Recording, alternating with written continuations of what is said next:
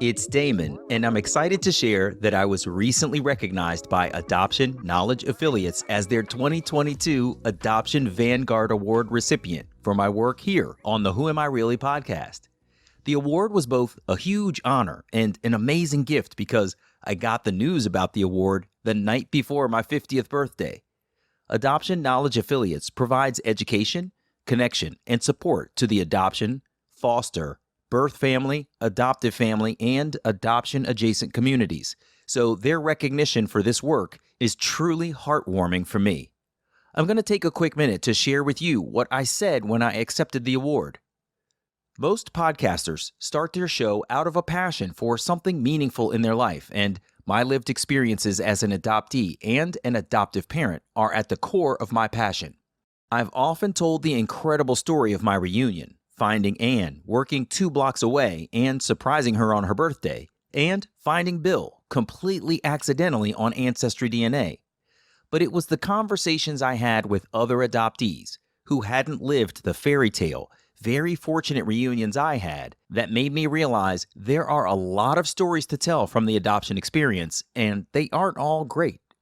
I set out to give the adoptee community a chance to share their full story from where each person started to where they are now.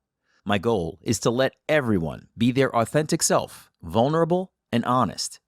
My joy comes from the adoptees that write to me after our interview and say how cathartic it was to share their whole journey with an empathetic listener. It makes me happy when the occasional listener reaches out to say the show has gotten them through a dark time, helped them navigate a part of their journey, or that a story my guest shared resonated with them. After 190 episodes, I've learned so much about adoption that I didn't know before this adventure started. I've learned adoption can be horrifically ugly and incredibly beautiful. I've heard how adoption can make a person or break them down. I know that adoption is flawed, but in some instances, it is the best option for everyone. It is clear that adoption is incredibly complex, and I wouldn't be the man I am today without it.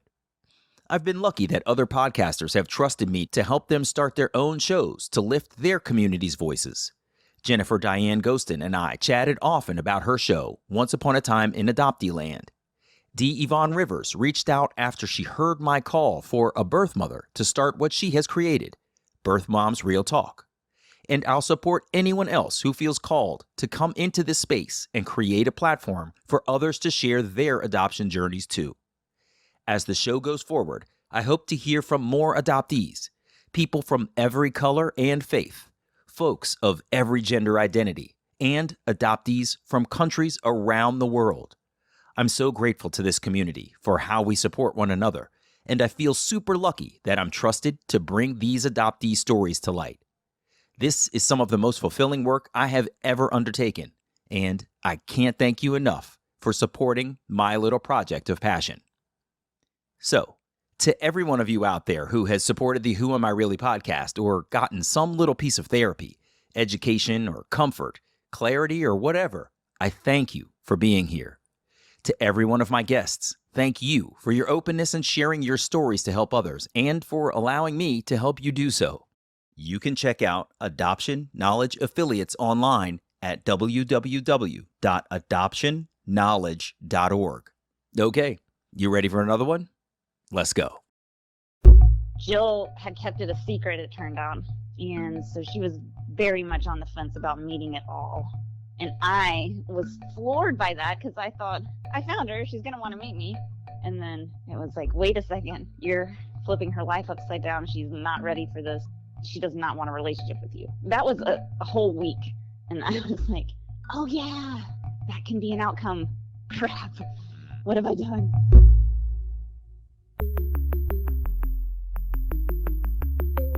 Who am I? Who am I? Who am I? Who am I? Who am I? Who am I? Who am I? This is Who Am I, Really? A podcast about adoptees that have located and connected with their biological family members. I'm Damon Davis, and today you'll hear from Rebecca. She called me from Tallahassee, Florida. Rebecca grew up in a religious home where she was overprotected and adoption was not discussed or explored. In reunion, she learned her social worker who helped her placement had remained friends with her birth mother and was able to connect them immediately. Rebecca is the documentarian behind the movie Reckoning with the Primal Wound, a visual exploration of the landmark book, The Primal Wound by Nancy Verrier. She's worked on the movie and an audio version of the book. One has gone very well. The other is blocked by a litigious brick wall that Rebecca didn't see coming. This is Rebecca's journey. Rebecca grew up in Nashville, Tennessee. She said that when her birth mother Jill got pregnant with her as a freshman in college, the woman sought the closest community with people of her faith, Nazarene, and she found Nashville was the best place to give birth to her baby. Rebecca said Jill picked her adoptive parents to be her new family because they looked the most like herself and Rebecca's birth father. Rebecca said she passed easily as a white domestic adoptee. She said she had great parents, and speaking about her adoptive mother, Rebecca told me she is amazing. She majored in home economics, so she was a great mom. When Rebecca was 4 years old, her parents sat her and her younger brother down and father and shared the news that they each had another mother and father out there somewhere. I don't know how you process that as a 4-year-old, but we never talked about it again. And I never stopped thinking about that, however, so I would hum to myself on the way to school and just be thinking about my other mommy and what that meant. And did she love me? I was like a 6-year-old, 7-year-old. I mean, we were raised Southern Baptist. And so kind of that mentality of everyone, all Christians were adopted into the kingdom of God. So adoption's not a big deal at all. And we don't even have to talk about it, I think, was the thought. But I do think that everyone in the church and around my parents assumed that we were their biological children and that was totally fine by my parents. That's just kind of how it was. That's how they were coached to handle it through Christian counseling services where I was adopted. One of the big facets of my story is that Jill left me a box of things, and she's just a very thoughtful person. So she wrote a poem and left her favorite books because reading's super important to her. Then the social worker, I guess, gave it to my parents, but kind of implied that they had no obligation to actually give it to me. So they didn't, because they could not see a time where that would make sense. So they did get rid of it. And I'm doing lots of spoilers. Yes, when we moved, when I was 6 years old, they threw it away. Oh man, that's rough. So yeah, and I'm finding that a lot of adoptees, now that I'm telling that story in movie form, so many adoptees had a similar tale. That they didn't know they had a memento left for them, or a letter, or just anything. It was kept from them. I'm sure you can relate to that too, just secrets. And I think I'm still processing that because I didn't know about the box until I got in reunion with Jill in 2012, 10 years ago.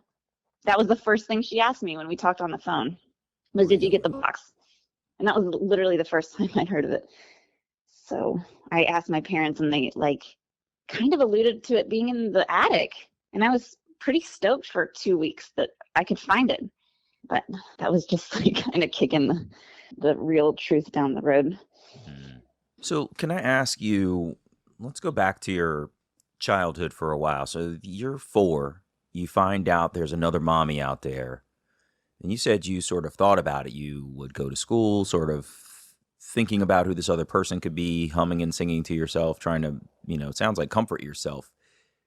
What was it like in your family after hearing that news? You said your brother was adopted. Your mom was awesome, it sounds like, as a mother, but what was it like in your family after hearing that news, do you think?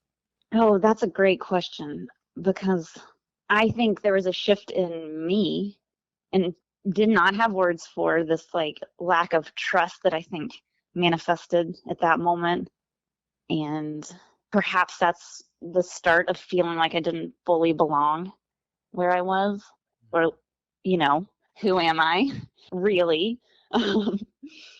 Started manifesting, but nothing changed as far as the dynamics in the family. It was just internal. Mm-hmm. And I wonder what it was like for my brother. We did not talk about it together. We didn't really bond about that at all growing up. Rebecca said she and her brother were bonded as siblings, but not on as deep a level as they could have been in the context of being relinquished.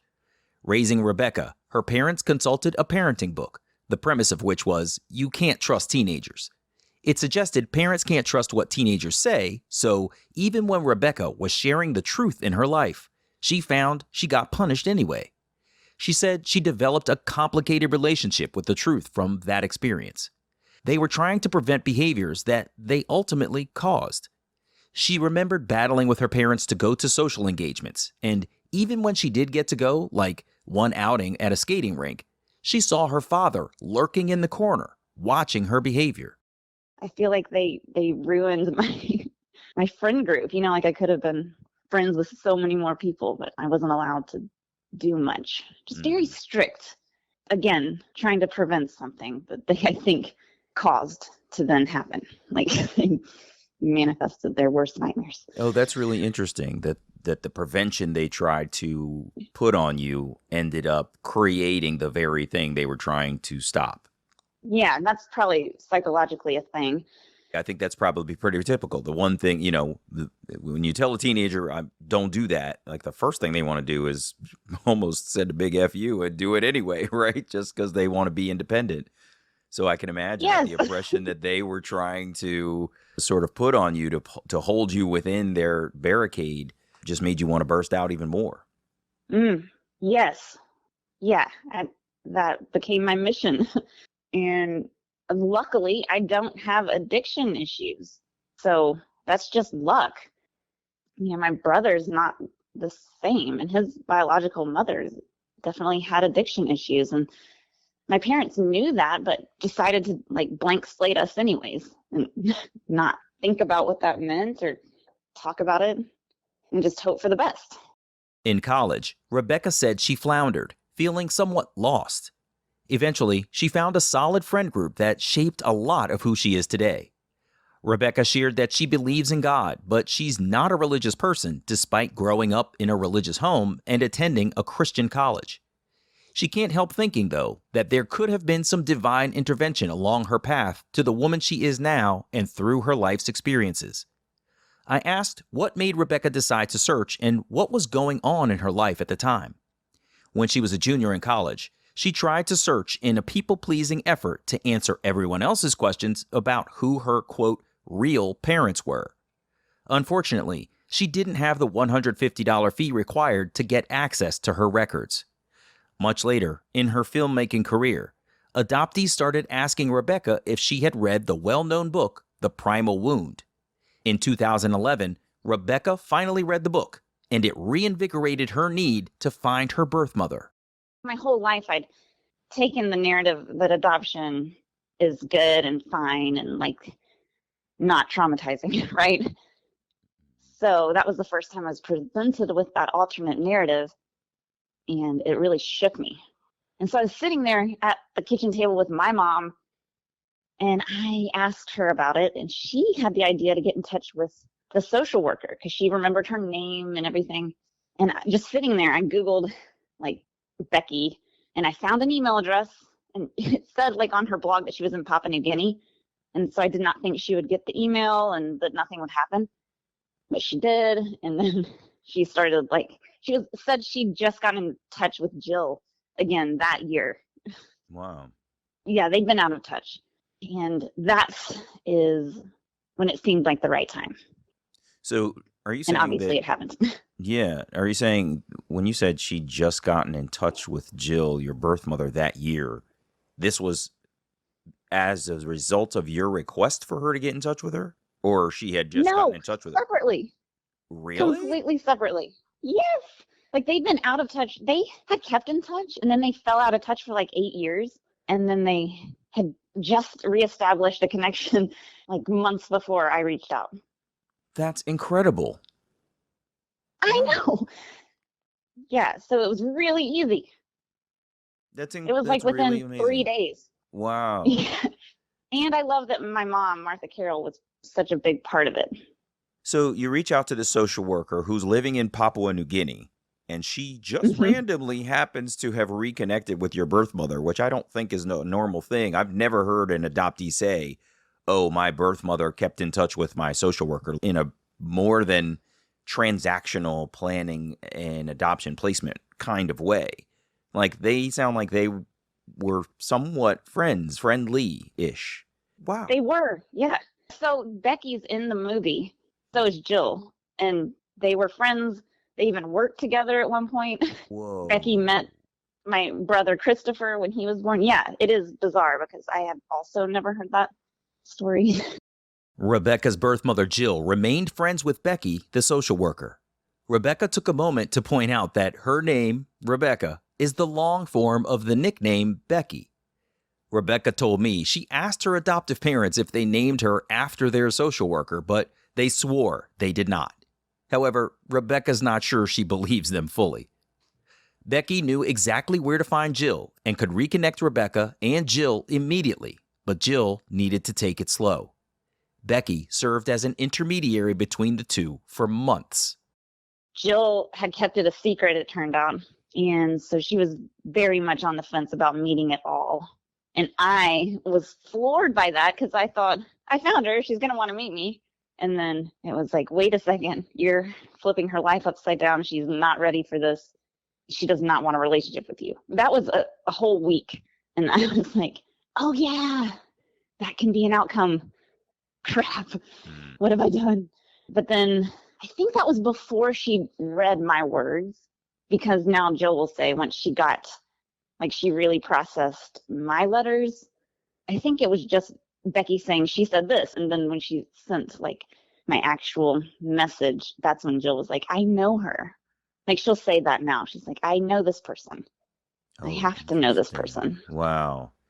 You're saying that the translation between you and Jill by Becky was not really conveying the true sentiment of what you were trying to say. And when Jill finally got to read your actual words, she felt more connected to you and your purpose for reaching out, it sounds like. Is that roughly correct? That's exactly right. Wow. And well put. Thank you. Yeah, that's amazing. So what ended up happening after this month or two of this intermediary interaction? How did you guys connect? Then we did the phone call where she asked about the box. And 2 weeks later, she came from Ohio down to Nashville with Claire, my sister, and spent 3 days. So how was it? It was great. It was like magical, kind of. Like when they got there, one night when they came over, there were like 30 white moths on the front door just flying around. And I'd never seen that before. And so now we're like moth mother. We had a great time because she took me around to where she worked when she was pregnant with me. It was not like still there, but it was a cafe called Candyland. And then there's an arcade that you can walk through. It's like an open air kind of mall that's still there that she would take her lunch breaks on while she was pregnant. And so we kind of did a little tour. That was nice.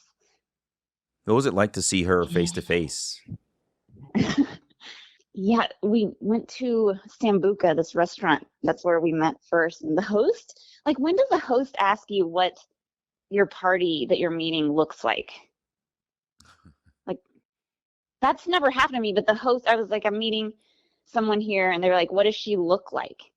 I was like, I don't know. I mean, of course I'd seen pictures, but I told them, I was like, it's actually my birth mother and we haven't met before. Not even thinking. And they were like, what? And like super interested. And then kind of watching us the whole time. Yeah. I don't remember what we talked about. I don't know. But did you see your face on her? Yeah, I mean, she definitely seemed familiar. And then our voices sound really similar. So that was interesting. And then we shared a meal, just like two weirdos that are like clearly related. That is really funny. Good for you. That's really cool. Yeah, it was nice.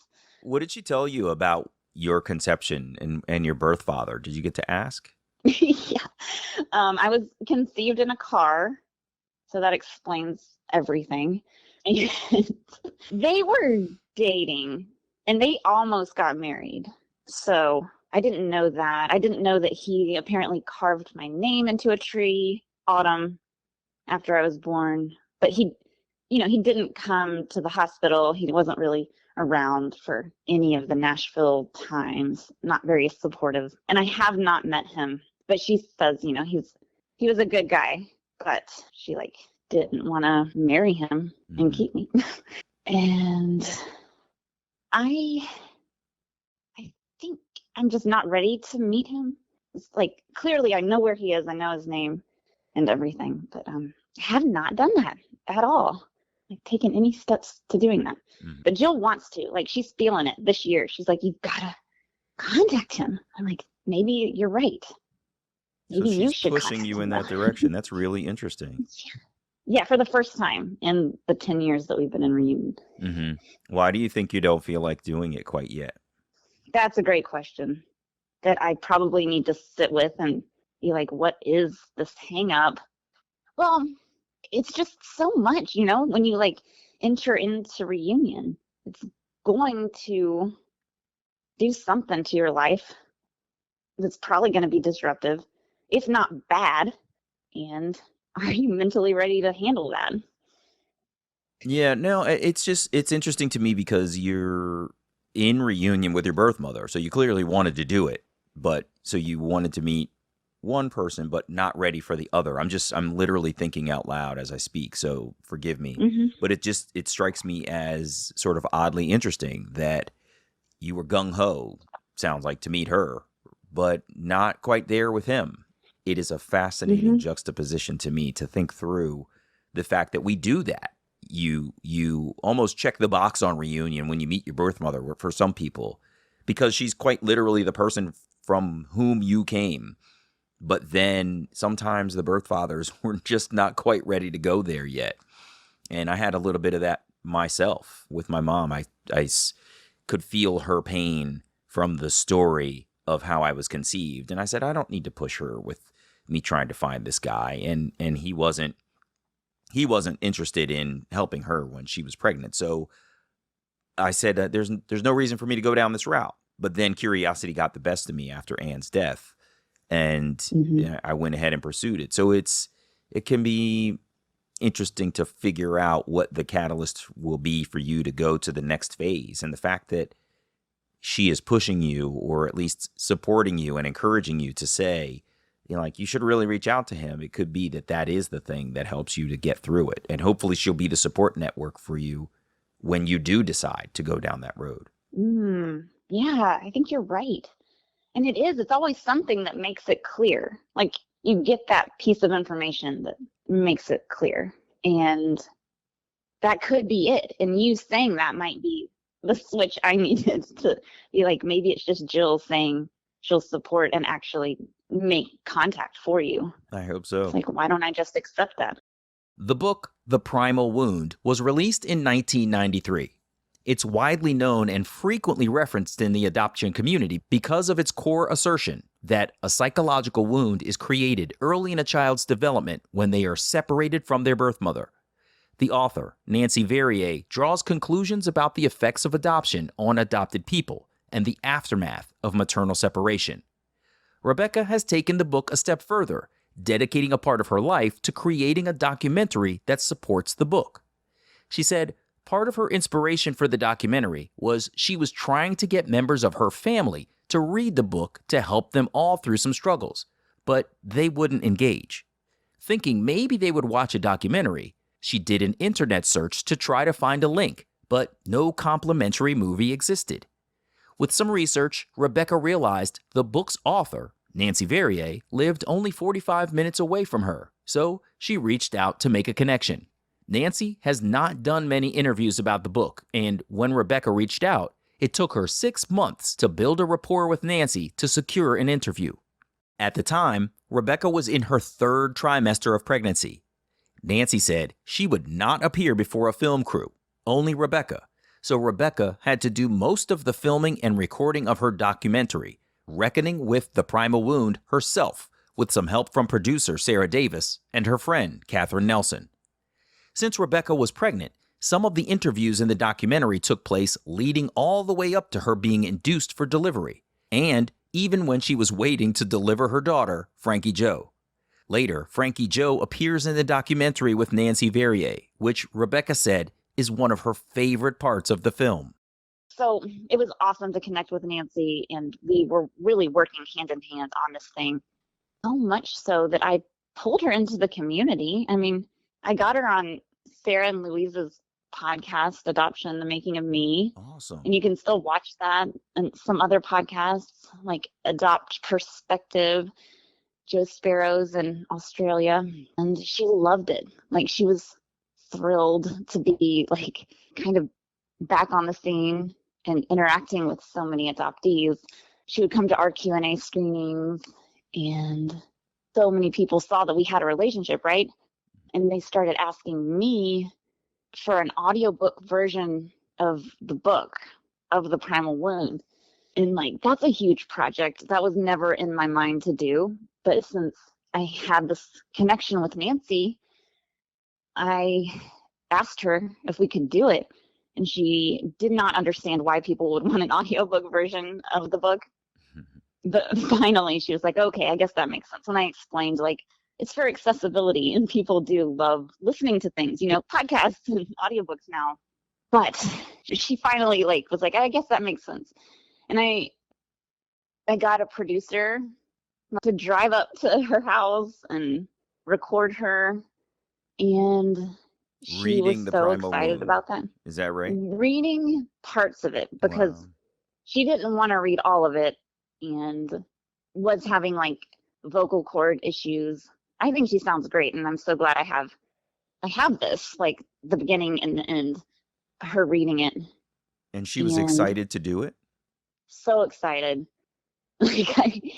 She loved M. She was like, I wish that you were here. I would take y'all both out to dinner, you know, just like stoked. So I, in my naivety, just continued producing it. And this is like this year. This is not that long ago.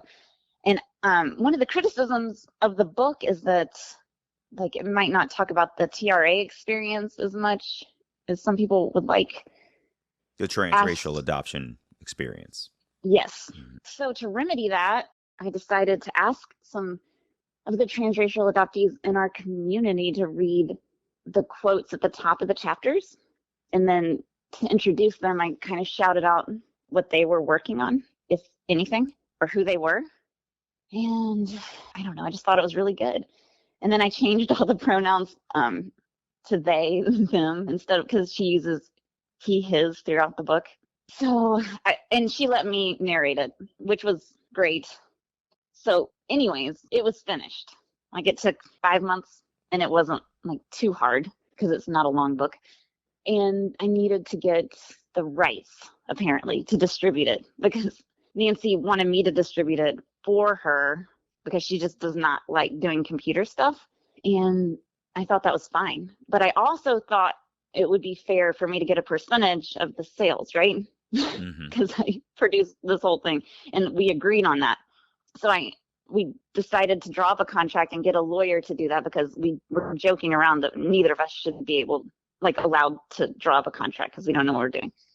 And so I did it, and then I had to loop in her family members because she just couldn't get the contract off the computer, and it was this whole thing. And I wanted to loop them in anyways, just for transparency's sake, you know?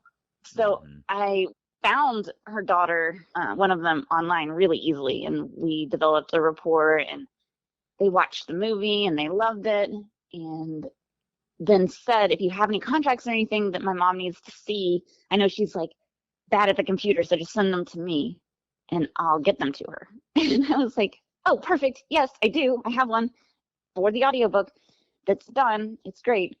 And if you want to listen to it, here's a private link. And if you have any notes, let me know. And I didn't think anything of that, you know, because I thought we were good. And then I don't hear anything for like 2 weeks, and I'm getting a little nervous, and I'm like checking in and texting Nancy, and I don't know what happened, but I don't know if they knew about the movie or anything. And the whole tone and tenor of our relationship changed. And she called me and was just like really upset because her daughter told her that the movie was out, and she was confused because I said I wouldn't release it until she'd seen it. And I was like, what? That's not the case. It's not out. I don't know. So the it got movie really was not out, but no, the family it's thought still it not out. was. Mm-hmm. Yeah, just lots of confusion started happening. Like they thought the private SoundCloud link was live and published, and I don't know. They just stopped talking to me, started assuming a lot, and got litigious. And I am not a litigious person. And that hurts just as an adoptee to be like labeled the bad guy in a situation like all the things you could assume. I don't know. It's almost like they thought I was trying to get the rights to the book, which I see. can't do, Right. Right. But instead of talking to me, they just like cease and desisted the audiobook. So you put in all this work with Nancy behind it and excited to do it. And then the recruitment of her daughter to help with the final contract piece basically blew the whole thing up. Blew it up. Nightmare situation. Yes. Oh, gosh. That's rough. So the movie is not out, though? It's gone to... Okay, by the time this airs, it will totally have been out for a while. It'll be out this month that we're recording this. And then it officially premiered at the Catalina Film Festival last week. Oh, so when a movie, forgive me, I don't know this. So when a movie goes through film festivals and viewings and things like that, it's not considered to be quote unquote out yet. Is that right? It's not released officially? Yeah. Yes, until it's like the public can rent it or buy it on their own whenever they want. Interesting. So she wanted to see it. Sounds like Nancy wanted to see it before anyone else saw it, and she didn't really realize this piece that I just asked about. Is that correct? Well, that's another thing, is that Nancy had seen it. I mean, she'd been at screenings. So it's just bad timing, like for maybe memory issues, and really easy for her to be told other things and get confused. I see. Because when I did say that, and I was like, remember, you have seen it. It's not coming out till October. I would love for you to come to the premiere, And she's like, oh, yeah. But if you have like your daughter in your ear who hasn't been in the loop the whole time and is going to put her perception on the situation versus what reality may have been that you and Nancy agreed to prior. I understand what you're saying. Okay. Wow. Rebecca says her naivete and enthusiasm for how well things were going with Nancy blinded her to the basics of any project, business deal, or agreement. If there's no contract, you're not protected. Since she's completely in the dark about what the resistance is to releasing the audiobook, Rebecca has reached out to the lawyers to offer the family the audio files to distribute and has offered all distributions for the project to the family. Rebecca said her goal is not to make money. Rebecca is passionate about standardizing inclusivity and accessibility of content. That's what she does in the music industry, so she just wants this audio version of the Primal Wound to see the light of day, even if her name is not associated with the work in the end. Rebecca said she has a signed release for Nancy to appear in the movie, so at least that project is protected to move forward. When we spoke, the lawyers had not responded to Rebecca's offer. They said nothing. So now I'm like, what if I send it to you, the lawyer? You can have work out some deal with them and just put it out there. And nothing. That's awful. So I want everybody to know that I am trying. And I feel really bad for the adoptees that I pulled into the project. And my producer, at least I did pay my producer, but it's out of pocket stuff that I really don't care about recouping it at this point. But I wanted to like give the adoptees that were involved an honorarium at least. And I fully thought that this would be able to generate like some source of income so that I could stop fundraising for the film. Like that's what we talked about. I was like, this is perfect. If I can do this and you're letting me, then I can like use the points you give me to fund the film and like travel and expenses. It made so much sense. I can see how it would make a lot of sense. And what I'm appreciating about what you're saying is that ultimately this is not a for-profit entity. What you are really focused on is the democratization of this information, making sure that it gets out in multiple channels, regardless of the effort that you've put in. We creators tend to do that. Like, we're passionate about what we've worked on, and we just want people to hear it and have access to it. And it's not about profit. It's about making sure that people get the information in the ways that are most convenient and valuable to them. And an audiobook would be fantastic for the Primal Wound. And so it's a shame that it's being blocked in this way, both for the effort you've put in up to this point and the agreements that you've made, but also just because people might not actually get a chance to hear it. And I'm hopeful that you and the lawyers and the family can come to an agreement that will at least let this be released in an accessible way for people to get a hold of. Because there's a ton of valuable content out there in this book.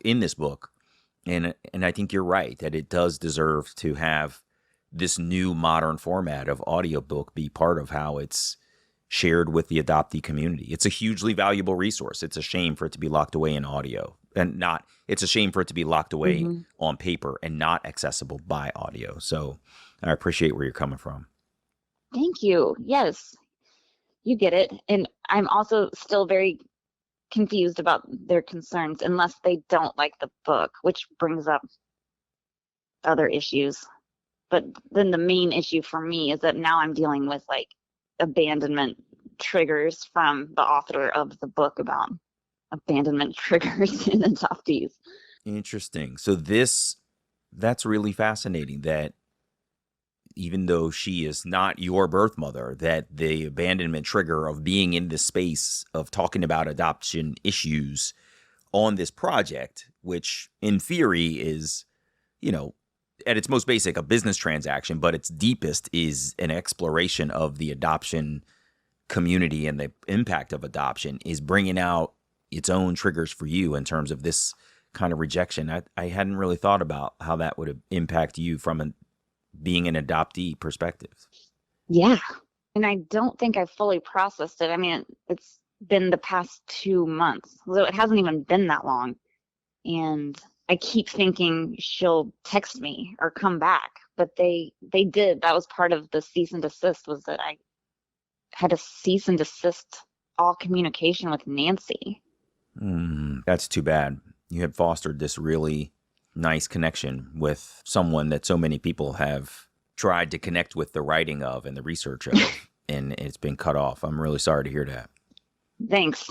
Yeah, I feel like, I don't know, I've kind of lost hope on getting it back, and I don't know what to do. So I do think talking about it, and that's why I wanted to tell you this story, because I haven't been allowed to, but I have gotten the green light from a lawyer that I can say whatever I want at this point. And I think that's the only way to get through anything, is to talk about it. So I appreciate you listening, even though it's like there's no real solution right now, unless something does happen from someone hearing this, maybe. Yeah. Hopefully somebody hearing this can offer an idea for a solution. An idea. That may be something that both the family and the lawyers and you and your team can agree to, that will allow this to be released on audiobook. Because as you've said, it's not about the profit. It's about the information getting out there. And I really hope that it does happen. So I'm sorry, Rebecca. This sounds like it's really tough.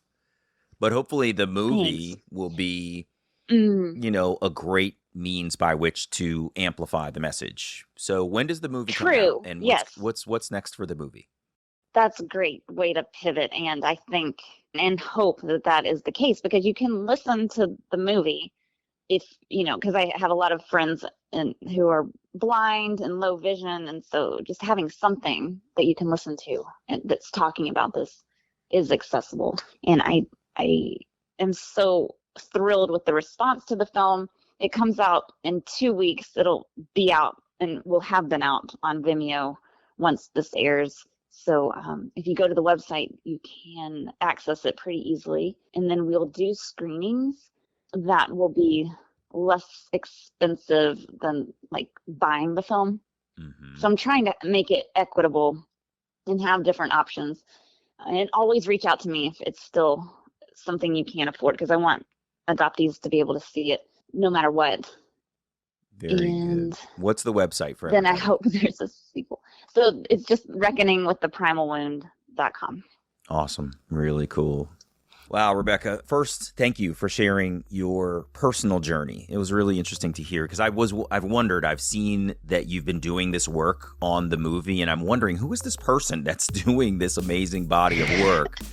And so I'm really grateful to you for coming here and sharing your own personal story. And it sounds like you and Jill have a wonderful relationship, and I'm really glad for that. And I'm hopeful that things will turn around for the audiobook. And that things will go well for the movie too. So thank you so much for your hard work in this space. It's really meaningful, and I'm glad you were here to share and talk about it. Oh, thanks, Damon. Yeah, it means a lot to be on this particular podcast, so I appreciate you too. All right. Take care. Rebecca, thanks again for being here. All the best to you, okay? Thanks. Bye. Bye-bye.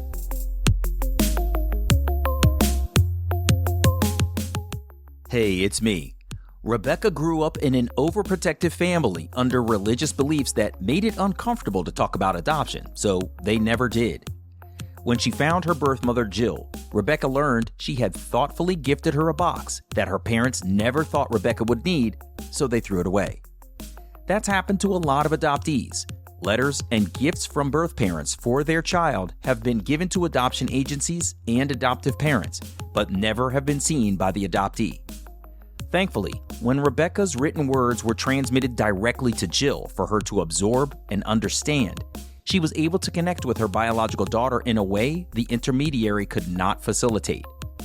I really appreciate all the work Rebecca is doing to bring meaningful content, like her documentary, Reckoning with the Primal Wound, to the adoptee community. You can learn about the documentary at reckoningwiththeprimalwound.com. The book that inspired the movie is so eye-opening for people who want to understand more about adoption trauma.